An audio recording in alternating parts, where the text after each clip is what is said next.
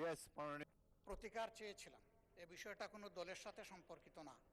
যে বিষয়টা নির্বাচনের আগে সরকারি দল বিরোধী দল সবাই একমত হয়েছিলাম, এর সপক্ষে কথাও বলেছি, ক্যাম্পেইন করেছি।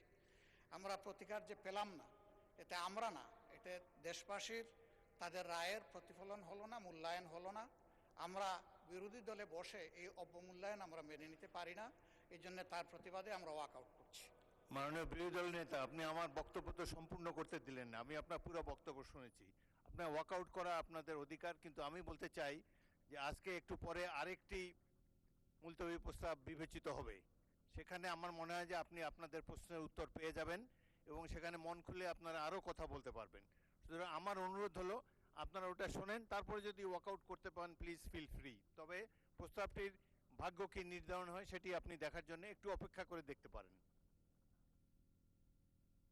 বিরোধী দল নেতাকে মাইক দেন। হ্যাঁ, ওই নোটিশটাও আমাদের নজরে আগে কিছুটা এসেছে এবং আমরা মনে করি যে মূল নোটিশকে চাপা দেওয়ার জন্য ওই নোটিশটা সামনে আনা হয়েছে।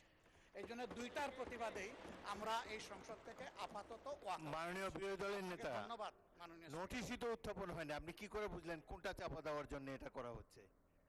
আমি অনুরোধ করছি একটু ধৈর্য ধরে অপেক্ষা করেন, নোটিশের বিষয়বস্তু শুনেন, তারপরে আপনারা ফিল ফ্রি টু মাননীয় ওয়াক আউট। স্পিকার, আপনার অ্যাবসেন্সে এই হাউসে এই নোটিশটা পড়া হয়েছে, সংশ্লিষ্ট সদস্য এটা পড়েছেন, আমরা শুনেছি।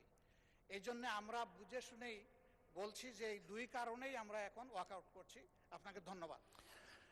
নিশ্চয়ই সংসদীয় রীতি অনুযায়ী আপনারা ওয়াকআউট করতে পারেন, ফিল ফ্রি। ধন্যবাদ।